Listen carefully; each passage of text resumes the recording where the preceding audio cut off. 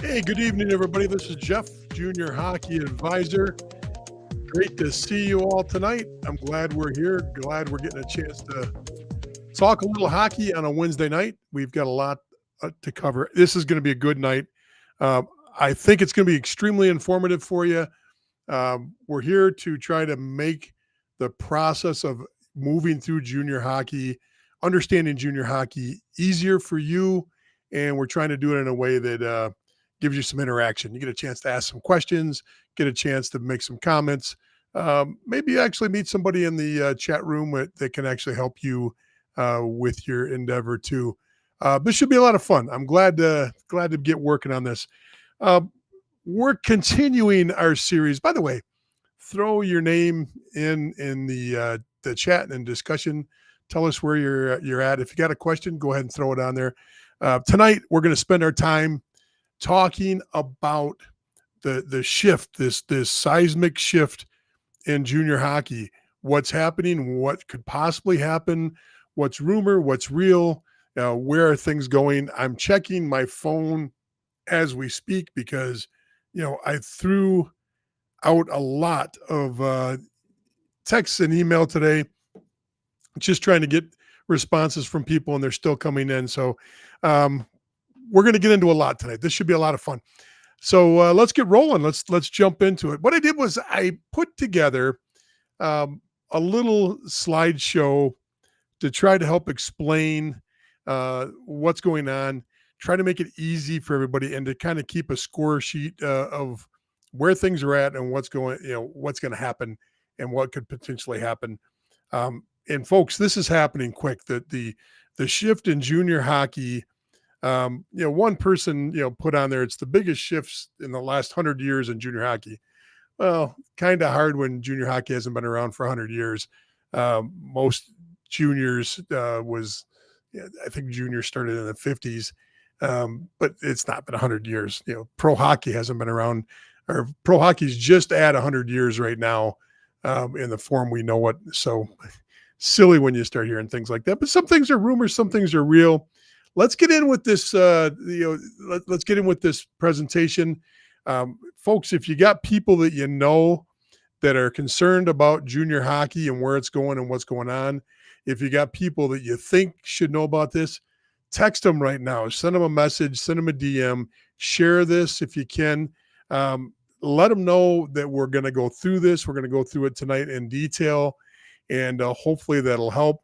The other thing is, hey, take the time to please go to our Junior Hockey Advisor YouTube page, subscribe, like and subscribe there. And that's a big deal for us because Facebook's exploded already. The problem with Facebook is, there's a lot of questions and there's a lot of conversation going on. We don't put our short clip content on our discussion group. That we do a little bit, but 100% of the short content goes on our YouTube page. You want to see the YouTube short clip content, go there. I think in the last month we've put up over 100 short clips, and you might see them in different kinds of feeds. But and by the way, let us know how those are going for you, if you like those or you don't right now. Okay, before we get rolling, we'll attack this one. How about those? Whoops, sorry, I meant to get this one first. How about those Wolverines, folks? Most of I've got an affiliation with the University of Michigan. I'm close to the football program. Had a chance to participate in football there, and this weekend was a dream come true to knock off the rival number 2 team in the nation with an average team this year. It was our average, maybe a little bit below average team, and we got some growing pains, but man, oh man, was that exciting and fantastic. No, I did not go to the game. I have gone to away games this last 2 years, but I'm usually a guy that goes to home games and spends my time at the home games. If not, I like having that TV with a refrigerator, a stove, a microwave, and a bathroom all within 20 feet. That and replay, that makes it really nice. So, but thanks for bringing that up. I appreciate it. Hey, folks, once again, throw your comments up, throw your questions up, and we'll get rolling on this. I don't want to waste any time. let's jump right into this. If there's any problem with the visual, this is a new system.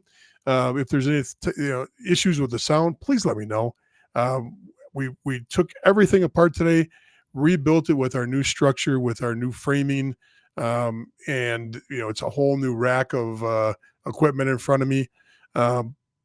Went from having 3 screens in front of me to 1 screen and a laptop, which is different. But now I've got a really big screen with a bunch of different windows open on it. It's supposed to be better. We'll see. So let me know how that's going. Let's get going. Let's talk junior hockey. This will be fun. All right. As you may or may not know, the OHL, the WHL, and the Q, the 3 top icons up there, are now eligible for NCAA hockey. And that might not seem like a big deal to some. It is a huge deal when you start thinking about what the ramifications are.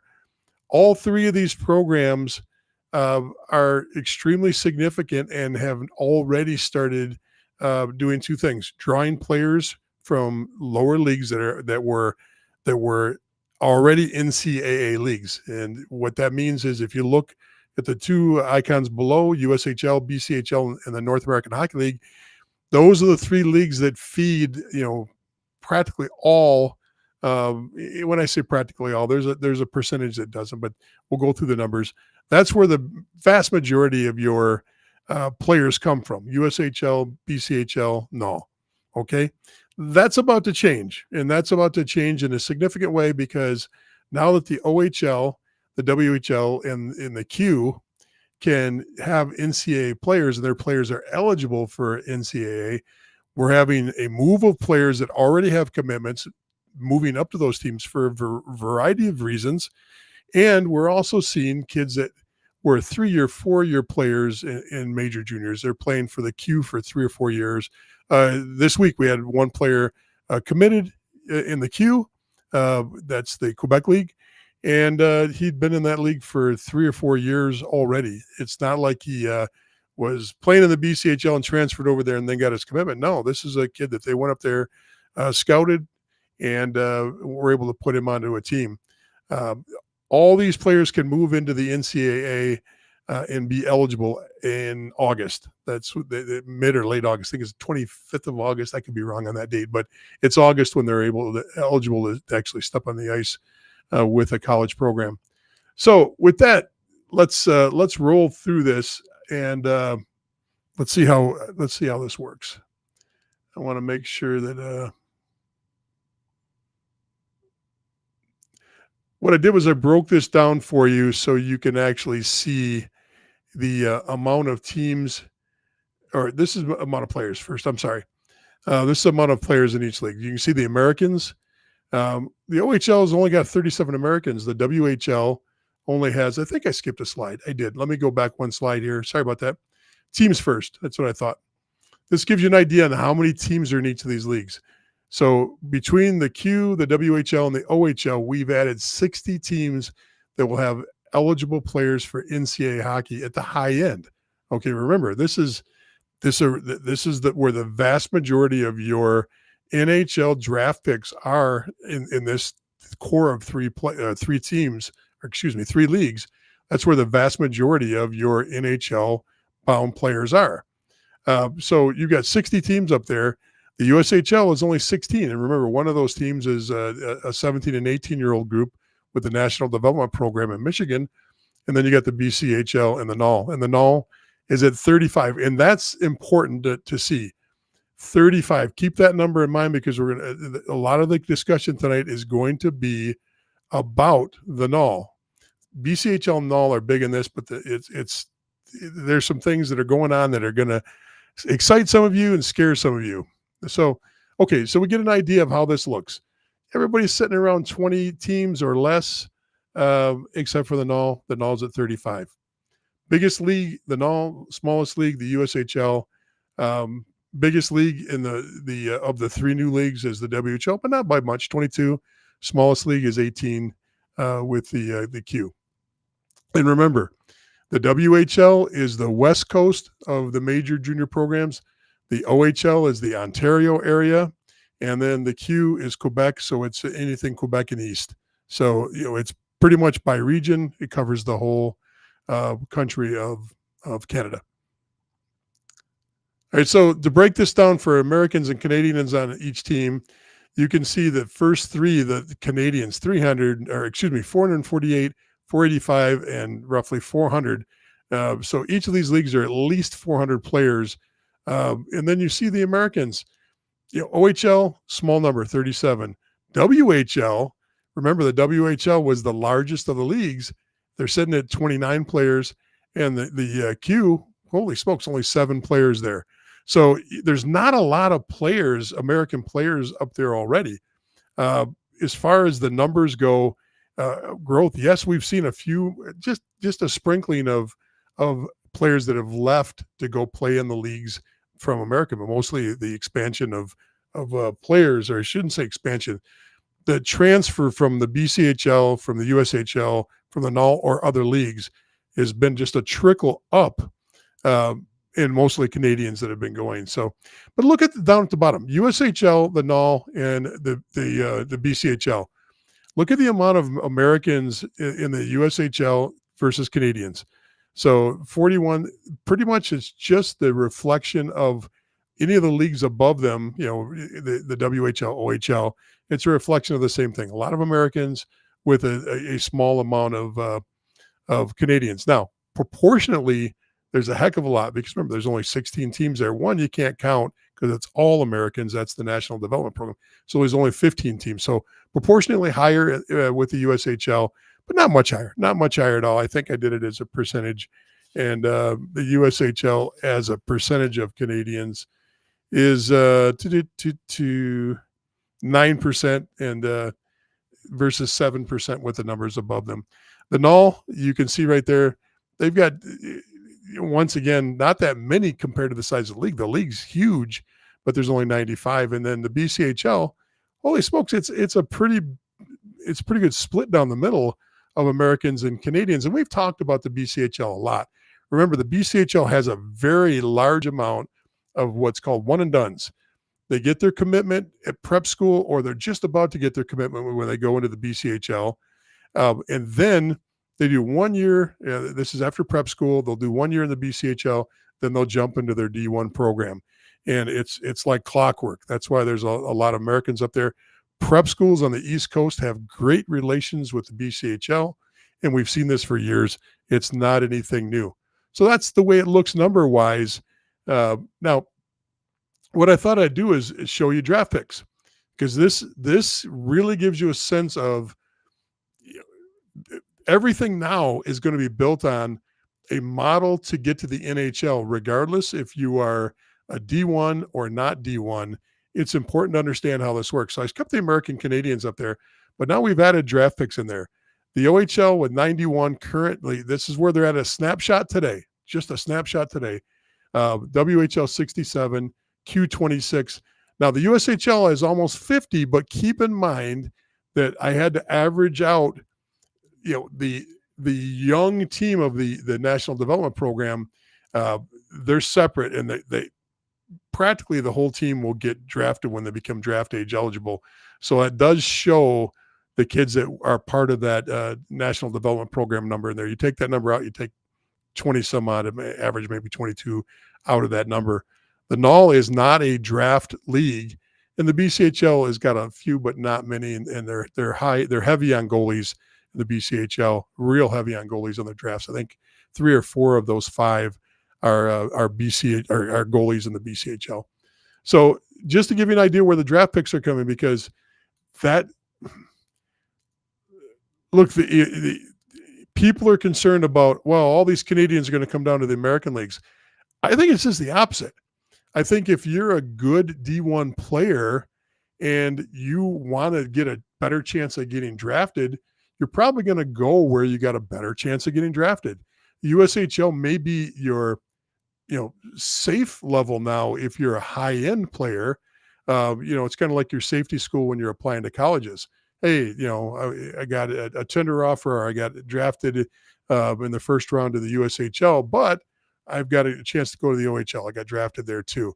So I think you're going to start seeing more of a flow towards where the drafts are coming from. Now it's just an opinion, still not playing out yet, but we'll see how this goes. Okay, now here's an interesting thing because remember, this is the column now changed from drafts. Now we're looking at NCAA commitments. Now, at the beginning, just a month ago, the OHL commitments were 0, the WHL was 0, the Q was 0. So now you're starting to see those numbers pop up, and we're what are we at now? We're at 28. We're at 37. We're at 37 commits up there right now. And once again, it's a snapshot. That number is going to keep changing. Not all of those numbers are fresh commits, but a lot of them are. Some of those are kids who are playing in other leagues that moved into that league. And we're going to talk about why in a second. But I want you to look at the numbers going below that. 299 in the USHL, 119 in the NAL, 240 in the BCHL. That's that snapshot number of where those leagues are right now. Now, what's interesting about this is the BCHL, they lost, a large number that's already up there at the O and the W and the Q came from the BCHL. A big number went there. A big number. I mean, one team lost, 6-8 players in one day that jumped to major junior hockey. And when I say major junior, that's the 3 on the top of the list that we're talking about. So the BCHL stands to take a hit here. That null number looks low, but the null is always notorious for late entry. In other words, as they get towards their playoffs and as colleges start slowing down after their seasons end, the null numbers will explode. They'll take off, and you'll see, right around playoff time for the null is when they start really getting a lot of their commitments. So that number will change. Now, what's important about this is, we're already seeing, 10% of what the USHL does is already moved up. And this is in a few weeks.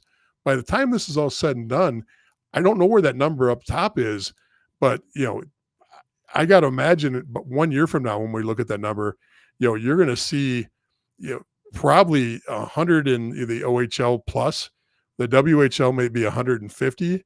And we might see the Q, which is a lagging number for a lot of reasons, but that number might be 50, 60, 80, 100.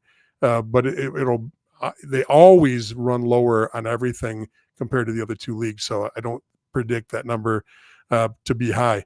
So you look at this and you go, okay, you're not going to get more commits. Colleges aren't going to, well, you could, but there's not that many out there. And what I mean by that is this is kind of like watching the elections in the U.S. Last week where they start looking for votes. Well, you can start looking for commitments. Let's take a look at this. Here's the other leagues. I put the OJHL, the AJHL up there. I put the Manitoba, and I put the NCDC. Okay, there's your top, excuse me. There's your next 4 leagues as far as college commitments, NCAA Division I college commitments. Right now, once again, it's a snapshot of today. Those numbers are going to change. So, the OJ is having a really good year for the OJ. 30 commitments or almost 30. AJ, that number is low. That number is usually twice that at this time of year. And once again, they lag a little bit, very similar to the null. They come in late, usually with their commitments. MJ, they're running right about where I expect them. NCDC, a good year for the NCDC is 12. But there you go with your next 4. There's not a lot of excess fat besides the 3, the USHL, the null, and the BCHL. So the question is, there's always going to be a kid in the MJ. There's going to be a small number in the MJ that go. The AJ is the same way. The OJ, may change. They might get some kids that shift out of there early. But you're really going to see the significant pull from the null and from the BCHL. The BCHL absolutely will be the first draw. And a lot of it's proximity. But let's look at some other facts first, and then we'll try to put some more opinion into this. Once again, this is the restructured look now. Now you have 4 big dogs. It's not one big dog with the USHL. Now it's 4 big dogs. You've got the OHL, the WHL, the USHL, and the Q. Okay, there's 4 big guys in there. So the USHL, And USA Hockey, uh, they're taking a severe beating on this because they're not the only game in town. Before, when you were the only game in town, you would expect to get all the talent that was not, heading to the pro model. If they wanted to go to college, you got them. You got the best talent. And then the other talent was split, to whatever percentage between the North American Hockey League and the BCHL. So now the second layer on this is, oops, sorry about that. Second layer on this is BCHL and NAL. But now that there's 60 teams, added onto the USHL level, what does that mean? 60 teams is more than the NAL and the BCHL has combined. So we know that these two leagues are going to take hits. If you see the same amount of commits eventually sitting on the WHL and the OHL rosters, and let's say there's 40 teams that average, 10 apiece, and I'm only pulling that number out of my hat. USHL rosters are almost completely committed by the end of the year of anybody that's eligible to be committed, which they all are. And the BCHL probably averages 9 to 11 on an average year per roster. So if you're looking at these right now and you're saying, what's going to happen? Well, what's going to happen is these two leagues have to redefine themselves. And that's what's happening right now. That's why, the BCHL is coming out and saying, hey, we're not, you've seen press releases by them. You're hearing lots of talk about things happening in the NAL. We're going to talk about that in a little bit. So what's the next layer after this? Well, the next layer after this would be the CJHL laden. These are all CJHLs, but you take your top 5 from the CJHL, which is that junior A level. The BCHL used to be a member of this. They pulled out and became independent, and the NCDC. So you've got the OJHL, the AJHL, the MJ, the SJ, which is Manitoba and Saskatchewan. You got the CCHL, which kind of surrounds the OJHL, and then you've got the NCDC. They're all minor players, and it really doesn't change. They've always fallen below the NAL, but now you're going to see them have to redefine again. And this is not truly, fair to the next level, but the next level is what it is. The next level is the EHL, the North American Hockey League, the 3HL. You've got the USPHL Premier, and you've got the NOJO. Now, I didn't mention a couple. There's the SIJHL. Then there's the Maritimes. There's a couple leagues out there that just are not significant in this. They don't put a lot of players into college hockey at any level. So I just, it wasn't worth, talking about. But this is really your model right here. Now, one could argue that the 3HL is pretty competitive and they could compete with some of these other leagues above them. The problem is the 3HL doesn't put any D1 product out whatsoever. And so they're already defined. The NA3HL is already defined. The Premier is already defined. The NOJO maybe has 1 to 4 every year. I think they've got 1 this year. So they're in a spot too where, even though they've got a couple, you could argue they could be one of the weaker ones at the level below. But I think they're appropriately placed the way I built this model. So really, these are your 4 layers of the top, programs in junior hockey moving forward. So, or the top leagues, I should say, moving forward. Let's take a break right there. Let's talk and see who's on. And Matt has already said hi. Matt, good to see you. Thanks for coming on, saying hi. Let's see what Juicy's got to say here. From Stony Plain, Alberta, right next to Spruce Grove. Know where it's at. Been to Spruce Grove many a times. Fan of your efforts. I appreciate that. Brandon says to something. There we go. Best show. Well, I'm glad to hear that. Let's get back and see. Matt asks, does the shift now make the USHL Tier 2, NAL Tier 3? Also, what are your thoughts on the 6 new NAL teams? We're going to get right to that 6 new NAL teams issue. But no, the NAL right now is exactly what they were before. They're a step below the USHL. Are they going to get redefined in names or levels of their names? Maybe. maybe, a few years ago, there was junior A, junior B, and junior C. This is probably 10, 12 years ago, with junior hockey in the United States. And the junior C teams got all upset because they were called junior C. So what they did was they went to, everything was junior A, and then there was tier 1, tier 2, and tier 3 within junior A. So to me, maybe they go back and redefine, what's junior A, what's tier 1, what's tier 2. I'm not really too worried about that. That's all semantics on this. The real situation here is knowing the levels, knowing that there's 4 big dogs right now. And, with those 4 big dogs, there's only 2 to support them. It's not a pyramid. It's almost an inverse pyramid, and then after that, you've got teams that just really are going to have to redefine themselves as teams that are filling the D3 and ACHA levels. They're going to be D3 and college club. The winner on this model, the way it's built out right now, is ACHA hockey. The quality is going to go up at D3. The quality level is going to go up at D3. Why? Because there's 60 teams of players that now are eligible. And since there's 60 teams and you put, those are top end teams, they're going to fill D1 spots. Because of that, your D3 spots are going to be more competitive.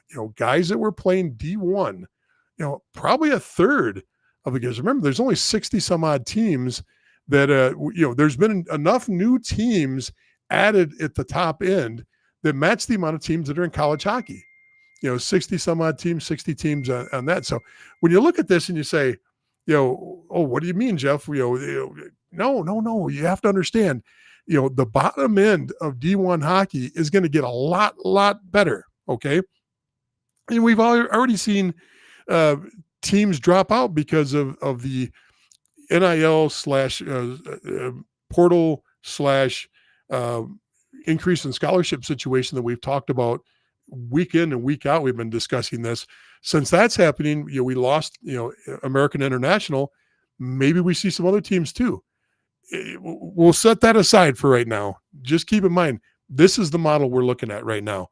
So I hope that helps a little bit on that. Let's see who else. Just making sure we get through and saying hi to some people. Great stuff. Go Michigan. Hey, thanks, John. Appreciate it. Anyway, all right, let's move on. And I got a couple more slides to go here. Sorry about that, folks. All right, now here's why. I want you to look at this map. This is the map of the WHL. If you notice, it's basically Manitoba, Saskatchewan, Alberta, British Columbia. So it's the west part of the country, the Canadian country, and then you've got Oregon and Washington down below. That's where that little heel on the boot there that sticks down, that's Oregon and Washington in the United States. Now, it's important to understand that now the BCHL has got direct competitors in their marketplace. They've always had to compete with the WHL because kids in Canada don't necessarily look at American universities the way Americans do. Some of them value that education as a percentage. Others value playing for, the major junior teams, bigger crowds, local, flavor. They grew up watching these teams, getting a chance to play for a team you've watched. These are all kids that eventually, not all, but every one of these teams have had kids that have become stars in the NHL. And you've watched that team as you've grown up. A lot of them dream to play for those WHL teams. So now the BCHL, and I want to show you their map. Their map looks like this. Okay, it doesn't have the United States on there, but holy smokes, it's the same map. It's essentially the same map. And if you look at that, now everywhere you see a black dot on the red map, the WHL map, you've got competition right around the corner. So the league that's got the biggest problem moving forward is the BCHL. So, has there been talks between the BCHL and the USHL? Absolutely. Absolutely. Has there been talks between BCHL either at the team level and the league level with the NAL, the North American Hockey League? Absolutely.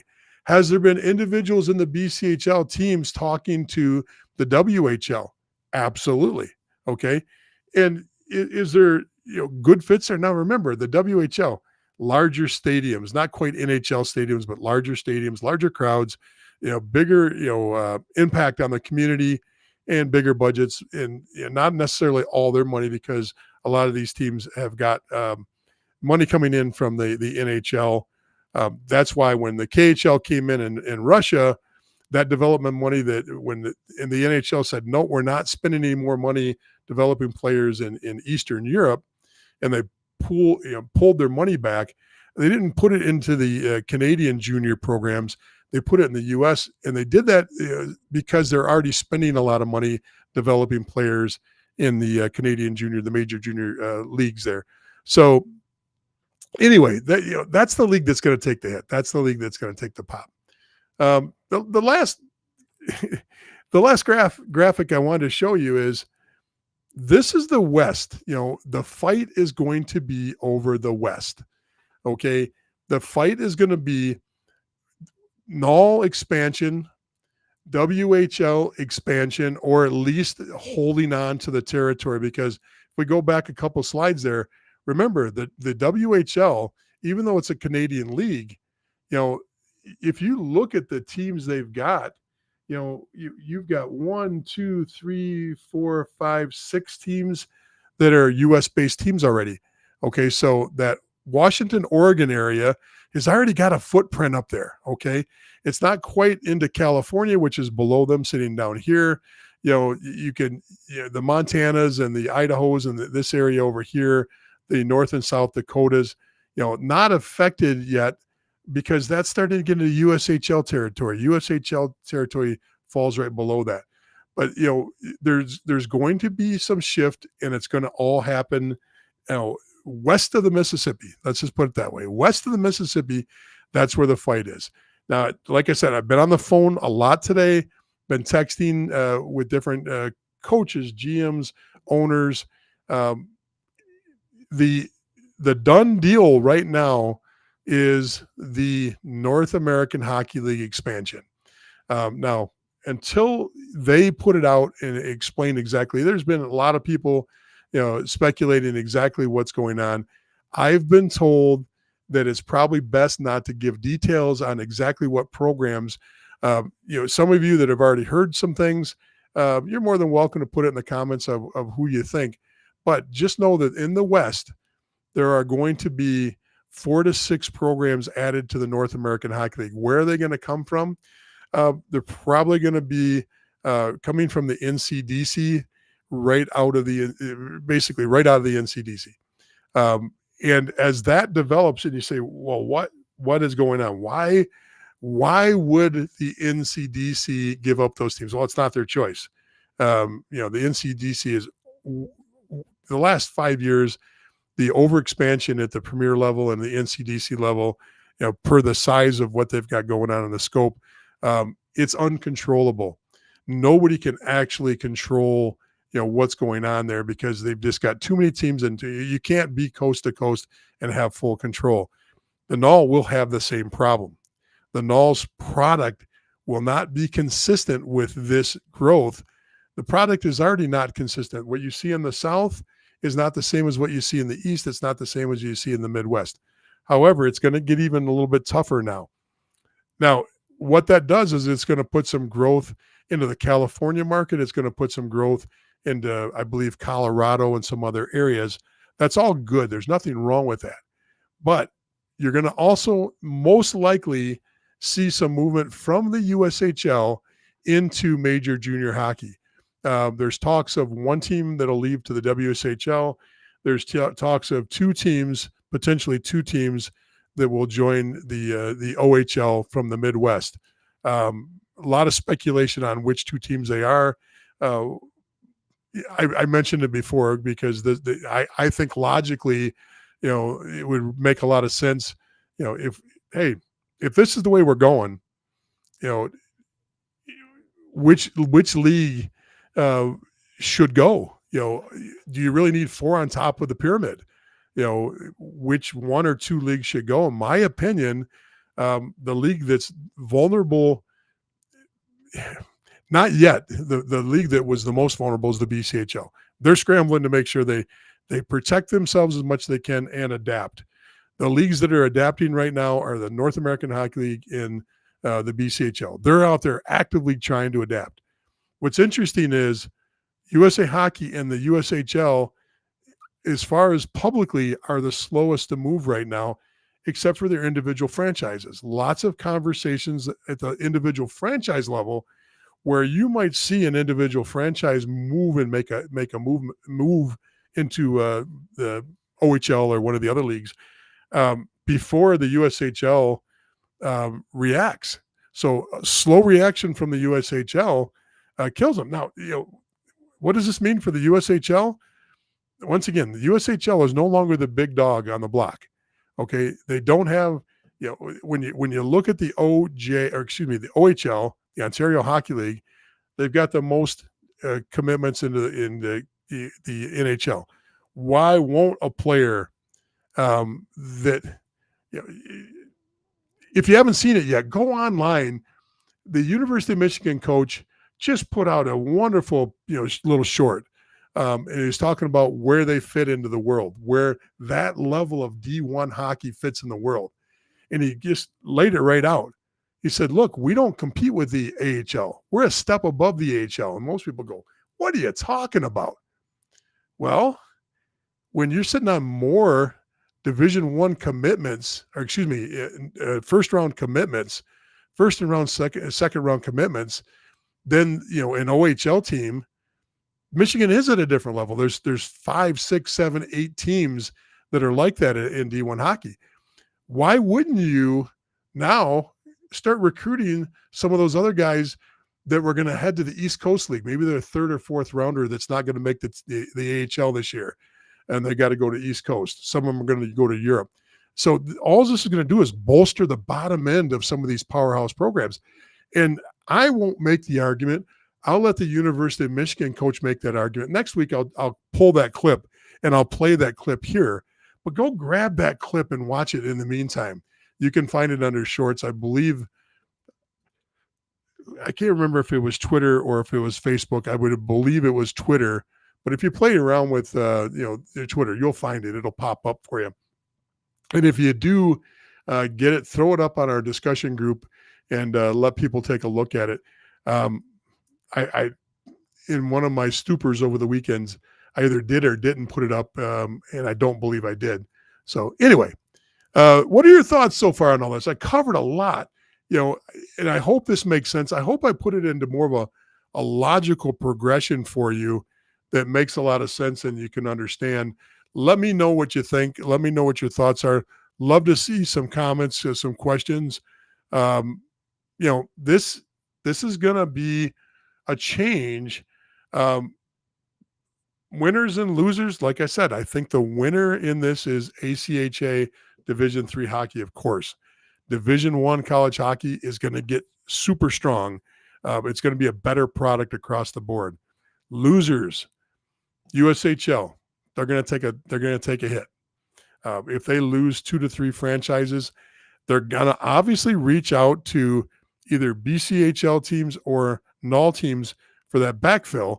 So that's why I'm not so concerned about the NOL expansion, because if you lose some USHL teams to major junior hockey, there's going to be some backfill. But if there's backfill, that means that it's not at the same level. It's going to take a ramp-up period of time to get a NOL franchise to act like a USHL franchise.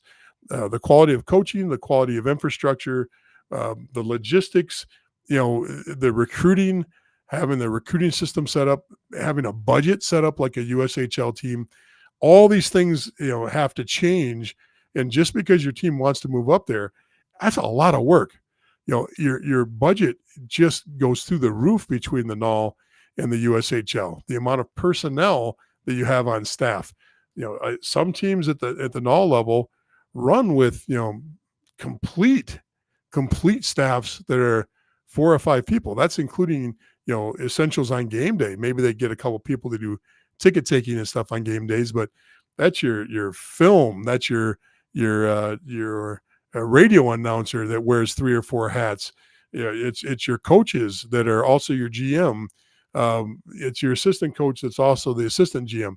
All that changes when you go to the USHL level. So those teams got to ramp up, and that's going to be a change. So the shift is going to be, some of the pawns are going to move around to different leagues. NCDC West is a big winner as far as a group that leaves and moves up, but it's not a big winner on the sense of the NCDC West probably goes away as we know it. Some of those cities are, to be honest with you, they're going to be good fits for the Null because they get some pretty big crowds there. They got to come over as a group that can travel together. We'll see how that all plays out logistically, but I'm pretty excited about that side of things. I think that move makes sense if the Null loses 3 or 4 to the BCHL or loses to the USHL. I think it's a really good fit.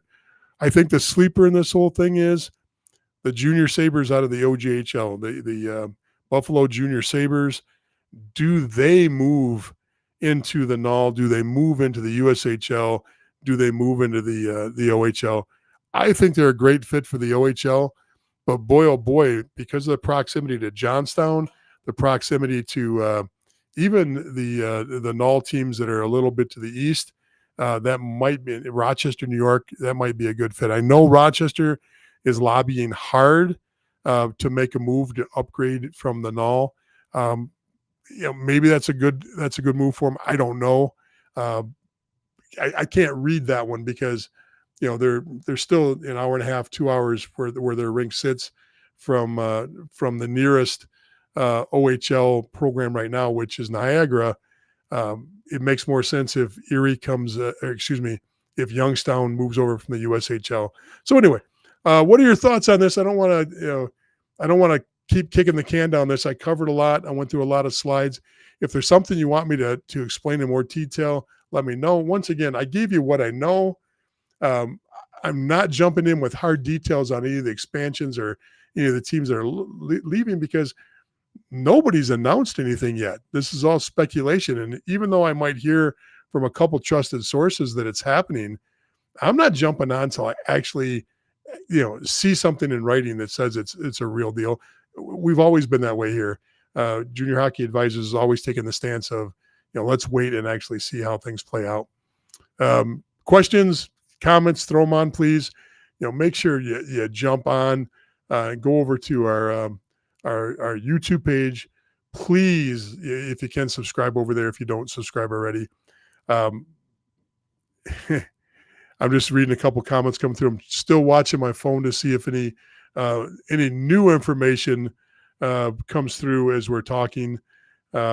Which no, it's just all so far. It's been all the same stuff that's been coming through all day. Yeah, I heard this. Yeah, I heard that, but nobody's given any real information on this. So Sean comes on. Sean says, great insight. Thanks, Jeff. Hey, no problem. I appreciate you letting me have some feedback on that. Matt says, I think all tiers are going to become stronger. It's going to make a better NHL product in the long run. That's a good point about this. What this is doing is it's solidifying everything up through. The NFL has got a one-path model that takes you up. Now we've got a one-path model that takes you up now. We're not competing against each other and taking people off. If you want to be an NHL player, bingo, you can still go play college hockey, NCAA hockey. And just like the NFL, now the NCAA can be the de facto model after juniors. Okay. If you're really good and you think you've got a shot, you play juniors. Now the question is, does juniors become, a 1 or 2 year model versus a 3? That's what we'll see next is, does the pro influence start saying, hey, we love the fact that they're going to North Dakota, they're going to Michigan, they're going to Notre Dame, they're going to BU, BC, all these different programs, these great players that are already drafted. But do they say, hey, that kid would have played 1 or 2 years in the AHL. We get it. He's going to go play, Division I hockey now, but we don't want him there 4 years. We want him there 2. We want him there young. But we don't want to have him play. Maybe I guess let me reverse that. I said that wrong. Maybe instead of saying 3 years of junior and 4 potential years of college, 7 years, maybe now they're saying let's shorten the junior window to 1 or 2 years in the OHL, and then let them go 3 or 4 years inside of the NCAA model instead of the AHL. So and then it shorten the juniors, shorten the AHL experience, lengthen that period of time with the Division I college. Now, why would you say that? Well, less games, less wear and tear on the body, more time to become mentally prepared for the next level. It used to be the model and the thought process was you got to play a pro schedule to get ready for it. You got to play an O schedule for 4 years, and you got to go to the AHL and play 80 to 100 games depending on preseason and playoffs. Now people are seeing the value of playing 30 or less games because they get in the weight room more, they get in the film more, things that you don't spend as much time after you become a pro player, you get to do. And you've seen a lot of great players that have been able to build their body up to take that wear and tear when they finally stepped onto the NHL ice. So let's see how that plays out. I think it's a good thing across the board, but there's going to be some seismic shifts on the way we go about things. Richard jumped on. Richard thinks that I would have to come on earlier, but kid had practice. Sorry. Hey, well, you're here now, man, and it'll be on replay. So, do you think the NCAA will make more D1 schools? Now they will have more players to choose from. Well, keep in mind, we have 18 scholarships going to 26 scholarships.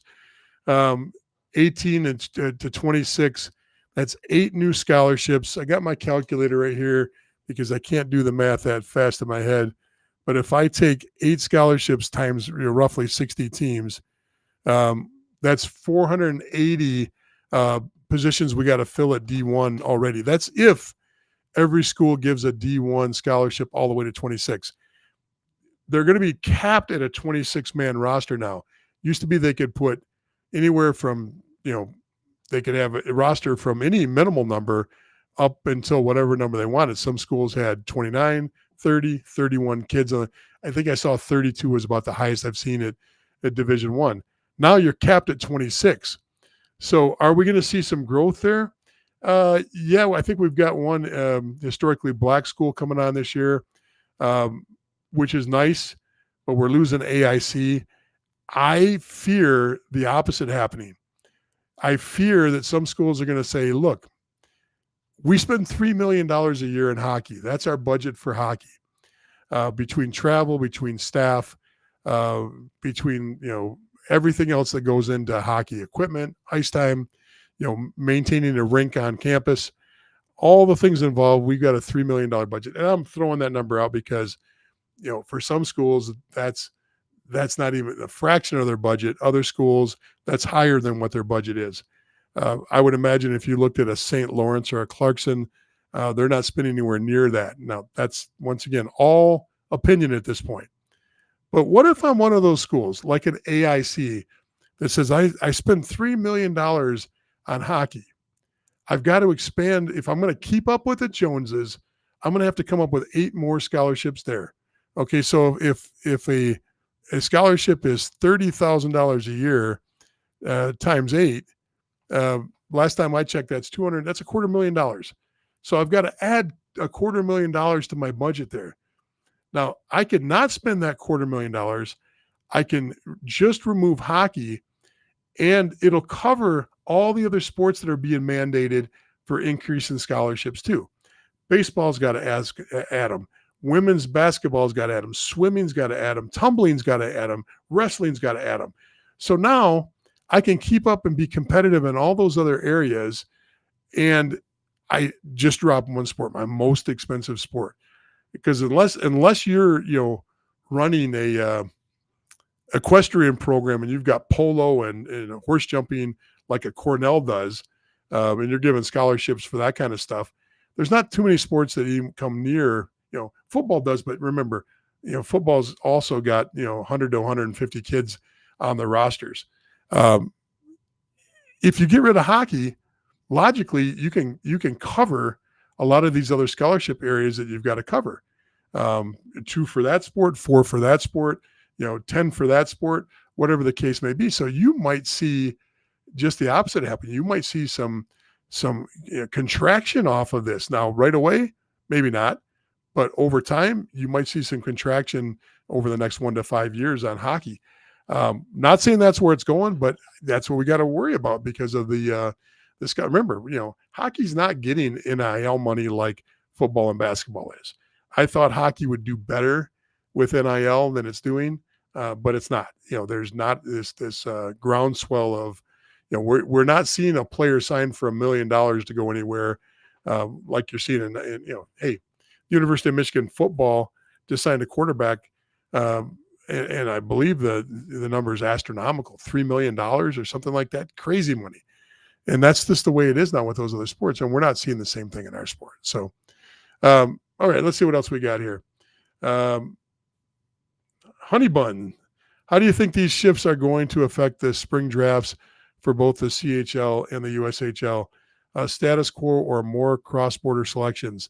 Less focus on the draft or more? Well, I think there's going to be more focus on the draft, and I absolutely think it's going to be a change because remember, I talked about this last week or the week before. A lot of kids I've coached, my kids coming up, my relatives as they've come up, especially when you're in that Michigan market. Remember, if you play in the greater Detroit area, you've got Windsor, Sarnia, Flint, you've got Saginaw. You got 4 OHL programs that that surround half of you. From the north and from the east. You got 4 programs, and 2 of them are institutionally strong. In other words, Windsor's been there forever. Sarnia's been there forever. Flint and Saginaw are relatively new to the OHL. There's virtually no players out of the Detroit market playing on those teams. I think I showed you the number earlier. I did. I showed you the number. There's so little. The OHL has 7% of their league is from the United States. And that number isn't all Michigan kids that play in that market. Why? It's because the OHL, once, you burn your finger, you don't usually put your hand back on the stove. They find a great kid, they draft him thinking he's going to, show up and, play for them. And this is over the last 10, 15 years. I'm not saying it happens all the time, but it's happened so much that they just don't draft that him, or they'll throw him as a last round pick, an American kid, and then that kid gets deflated because he was drafted in the second round of the USHL. He can play in the USHL, but he gets drafted in the 7th or 9th round in the OHL, and he goes, they don't really want me. It's not that they don't want him. They just don't want to get burned and lose the kid to the NCAA. Now that's not an issue. So I think what you're going to see is you're going to see the major junior programs, spending a lot more time recruiting, spending a lot more time on American players. Now, keep in mind, people say, well, it's going to now the NCAA is going to turn all Canadian. No, it's not. No, it's not. There's still going to be a lot of Canadians that just want to stay in the model they're in. They're going to play through, and then no matter what the level of pro is, Federal League, Europe, East Coast League, AHL, they're just going to stay on that model. They're not tuned in to go play college hockey. That's not what they want. That's not their goal. So they're going to stay on that path. There's going to be a large percentage of the kids that don't leave major junior hockey. They'll play out their 3 or 4 years in major junior, then boom, they're going to play pro hockey wherever it's at. They're ready for a paycheck. They're ready to move on. They're ready to get their life going, get married, and do whatever else it takes to play pro hockey. They want to be a professional. There's going to be some kids that are going to take advantage of their scholarship and drop out of hockey and just go use their scholarship money and go to college. There's going to be some kids that'll go into the youth sport programs because now you get the best of both worlds. You can sometimes get a scholarship at youth sport to pay for your school, and you still get your scholarship money. So you're actually getting a really good deal in that situation because you can use your major junior contract, which gives you scholarship money, and get money off your tuition from the school too. So you're going to see youth sport still continue to have those kids. Maybe youth sport takes a little hit on this.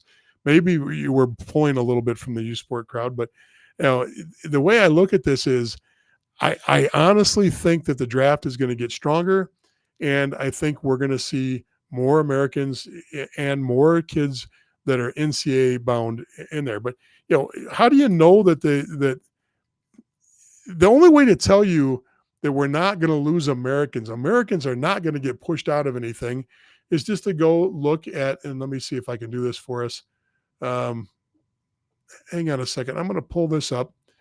Let's go to screen share. I'm going to share my screen with my Elite Prospects page. I'll pull up Elite Prospects. And what I'm going to do here is I'm just going to pull up the NHL so you can see the NHL. All right. There's the National Hockey League. Let's just drop down here to the very bottom. And what I'm going to pull up on this is I'm going to pull up, and I'll make sure you're seeing this. Yep, you're seeing that. I wished I could show it to you bigger.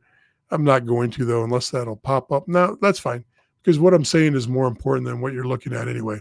If I go down here far enough, it'll show me the breakdown of players.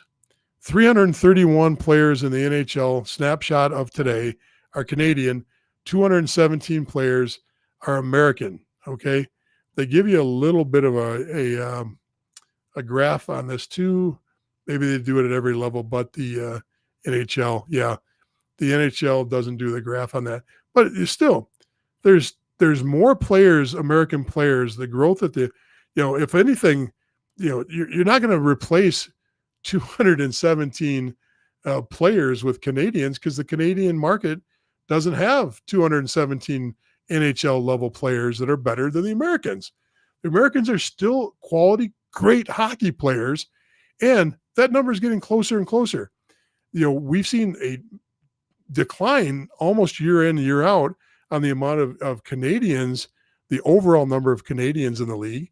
We've seen, flat to growth every year with the amount of Americans in the league for the last 20 years. And of course, the European countries have done their job of as a core, increase the amount of European players are there too. So no, we're not going to see less Americans. The skill level and the quality level of Americans, still, you got to reverse engineer it. There's 200 and some odd kids, or pros playing in the NHL. Of those 200, where did the majority of them come from?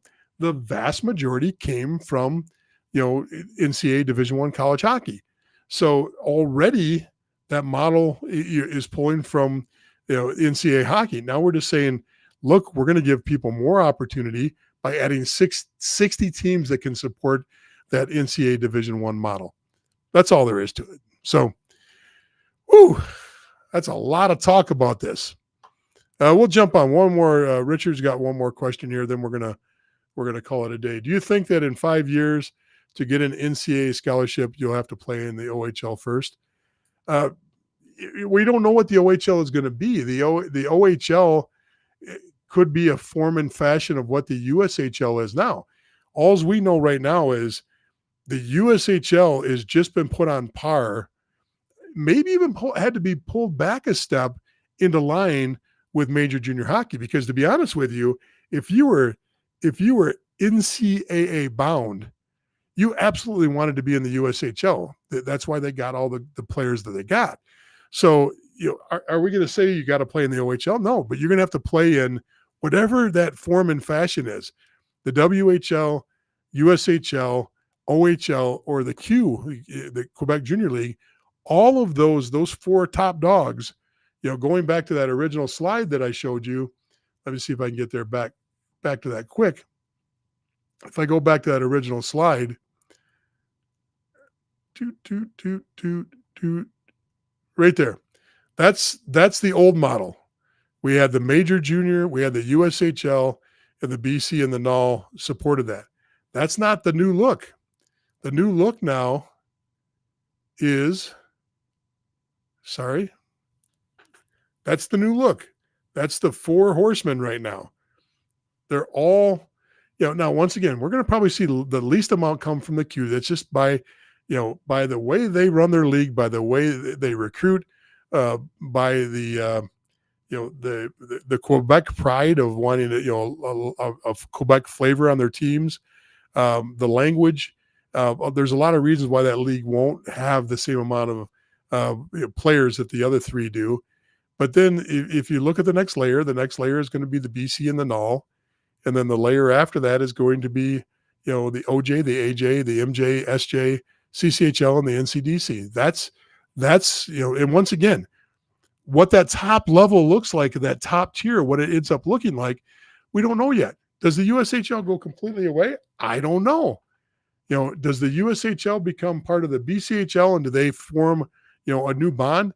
Does the BCHL lose half their league, a third of their league to the NOL and to the USHL, and some of them to the WHL? Does the USHL have 3, 4, 5 teams that become OHL franchises? We don't know any of these things yet. I heard for the first time today that Brooks, would be willing to put a new arena in if they went to the WHL. Now that sounds laughable to some, but nothing's laughable right now. I mean, it's a rumor, but nothing's laughable because everything we're talking about is now coming to fruition, and it's coming to fruition fast. So, and once again, when you have NIL, when players can in the portal can leave, teams, in the college level, there's no ramifications from players to go anywhere they want in juniors or anywhere they want in colleges.